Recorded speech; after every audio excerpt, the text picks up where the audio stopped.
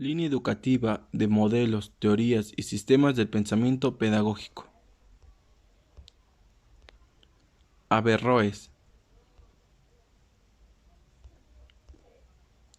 Ontología. En todo el espectro del quehacer educativo se hace alusión a categorías y conceptos filosóficos y muchas veces no nos detenemos a valorar el nexo intrínseco entre el cuerpo teórico de la filosofía y la educación, como bien apunta Saviani 1998. El comprender es una condición ontológica, condición de posibilidad de la interpretación de cuanto existe y al mismo tiempo fundamento de cualquier proyecto humano. Heidegger 2003. Preguntar por el sentido del ser de la educación solo es posible porque todo acto educativo es acto humano, que increpta al hombre en su propia existencia o, como bien plantea Heidegger, increpta al hombre abierto a la significatividad. Nos encontramos comprendiéndonos en la apertura del ser. Es posible que nos proyectemos en esta o aquella interpretación de este u otro dominio del mismo, y en el cual se incluye la educación como acto humano. La reflexión sobre la ontología de la educación no es una apostar por una deliberación teórica vacía o nominalista, sino que enraiza en la profundidad de la persona humana, se reviste de gran actualidad, pues se vuelve paradigma en el cual de sustentarse los modelos educativos que corresponden a las realidades particulares y globales, no de un ideario, sino del hombre y la mujer que viven, sueñan, trabajan y tienen el derecho de conocer y aprender al mundo. La manera de entender lo ontológico, si bien es cierto, el término como tal puede resultar indiferente para quien no tiene cierto bagaje filosófico. La red y los diferentes diccionarios nos brindan una aproximación sencilla a dicha palabra. Prueba de ello es la definición que a continuación se cita y que corresponde a la que aparece en el diccionario Anaya de la Lengua, ediciones Anaya 1980-500.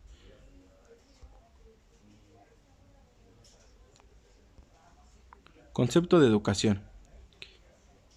La educación es un proceso humano y cultural. Su propósito y su definición están siempre condicionados a un contexto, a una temporalidad y a un espacio, que mantienen una relación intrínseca con la condición y la naturaleza del hombre, y la cual en su totalidad, para lo cual cada particularidad tiene sentido por su vinculación e interdependencia con los demás. ¿Por qué una ontología de la educación? La educación maneja categorías y conceptos filosóficos sin el nexo intrínseco entre el cuerpo teórico de la filosofía y la educación. Saviani en 1998. Puede abordarse desde sus dos vertientes que derivan del latín educare en el sentido de guiar, orientar, llevar hacia afuera. La segunda perspectiva parte de educare, que puede definirse como extraer experiencias propias o ajenas. Gómez de Silva, 1998. Saviani precisa superar aquellas formas tradicionales y reduccionales para abrirnos a un estudio más profundo de la comprensión y transformación del acto educativo desde el enfoque filosófico, lo cual demanda una reflexión sobre lo ontológico de la educación, entendiendo como el análisis filosófico de su ser, lo cual se vuelve un referente para la comprensión de sí mismo, así como del acto humano y del mundo.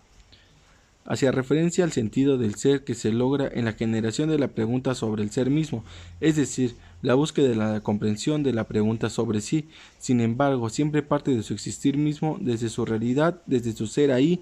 Heidegger 2003. Pedagogía clásica. Comienza a gestarse en el siglo XVIII, con el surgimiento de las escuelas públicas en Europa y América Latina. Siglo XIX. La escuela, el más adecuado medio institucional para la constitución de la nación y para el renacimiento moral y social.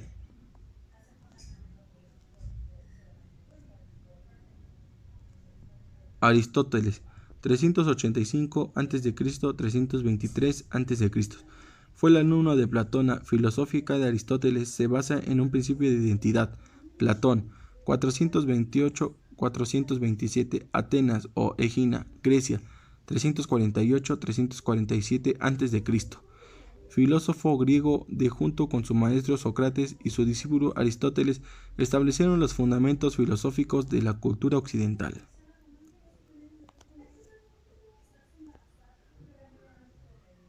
Sócrates, 470 a.C., 399 a.C. Nació en Atenas. Se opone a las ideas de los sofistas que negaban el conocimiento verdadero universal.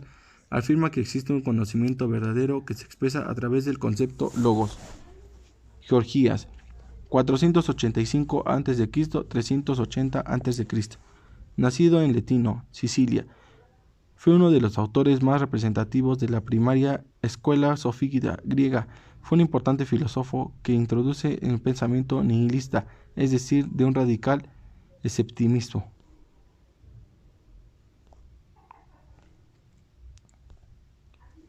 Empedocles, 493 a.C., 434 a.C., originario de Sicilia, trata de descartar ese nudo en el que se había metido la filosofía.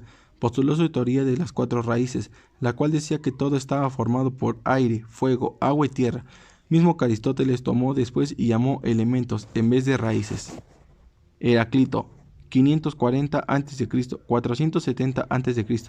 Heráclito nació en Éfeso.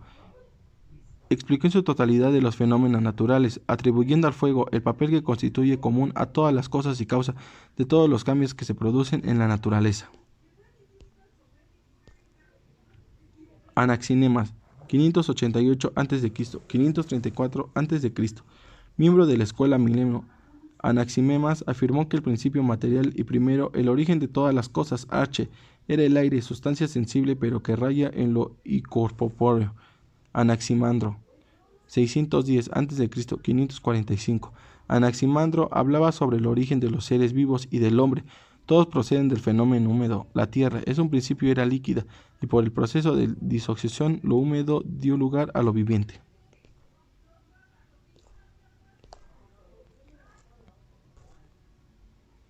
Tales de Mileno, 623 a.C., 546 a.C. Tales de Mileno, ya que se presume nació en ese lugar, fue quien fundó la escuela Mileto, donde estuvieron Anaximenes y Anaximandro. Edad Media, siglo V, siglo XV. La educación de la formación feudal, siglo V al siglo X. La educación guerrera. Los bárbaros situaban la educación clásica por la educación guerrera. Carlomagno quiso negociar el sistema educativo y la legislación, asumiendo la formación profesional de sacerdocio. La forma carlomagno fue seguida por muchos en Inglaterra, Alemania, Italia y Francia. Fue desaparecida la educación greco-romana en los occidentes casi en su totalidad, sobreviviendo el latín y las gramáticas latinas. El giro de la educación clásica a la educación cristiana trajo la seriedad cristiana, esfuerzo por sus principios, el uso del método catequético, creación de escuelas quetuquianas y catequistas. Método catequético.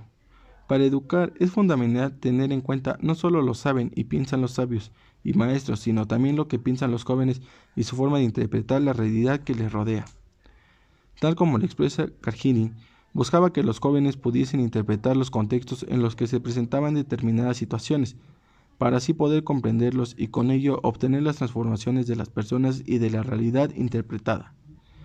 Plantea además que esta transformación vuelve a ser objeto de observación y se vuelve a iniciar de nuevo del siglo ver, juzgar, actuar, que crece permanentemente en espiral Sanz 2205. Escuela árabe. Las escuelas árabes cultivaban las artes liberales, la investigación y la docencia superior en física, medicina, filosofía y teología. Alto porcentaje de la población en situación de analfabetismo, el clero, o sea, los monjes, sacerdotes, etc. La educación se impartía en los monasterios, ya que eran personas que iban a pasar en forma parte del clero, conocimientos vinculados fuertemente con la iglesia y nociones de la liturgia, memorización de cantos, lectura de la Biblia y oraciones. La educación del ascenso, consolidación y apogeo del feudalismo, siglo VI al siglo XIV.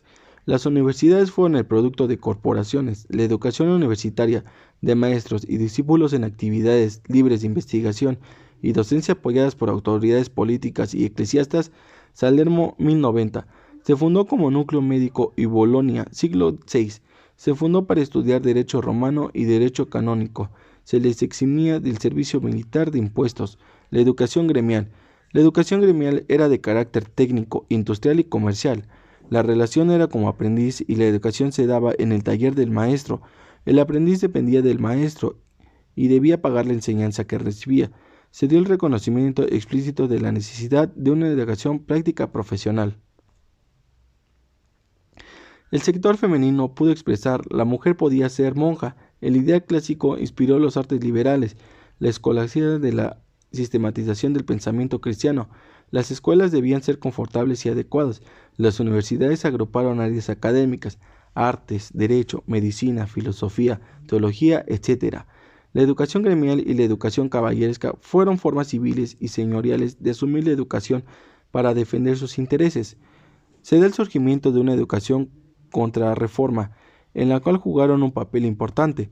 Fueron los jesuitas los gestores de las escuelas normales y propusieron una visión integral del proceso educativo y la gratuidad. La educación de la decadencia del feudalismo fue el último esfuerzo de la sobrevivencia medieval. Por eso, la educación del siglo VI y siglo XVI fue de una educación de contrarreforma. Siglo VIII.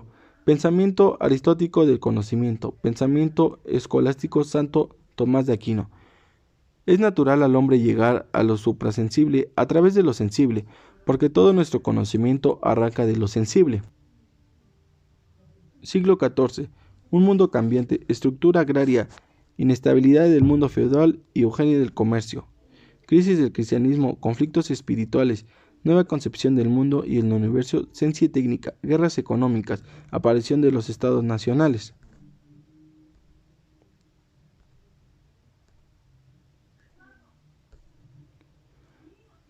Siglo XV y siglo XVI. Innovación y descubrimientos.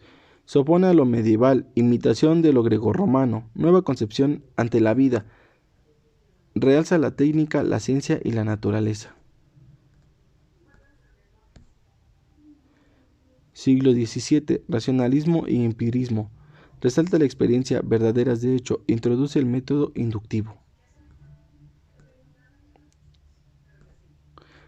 Siglo XVIII. Ilustración del siglo de las luces. Acentúa la razón como el instrumento que conduce al conocimiento de lo real, pensamiento, cuerpo, alma, mundo y Dios.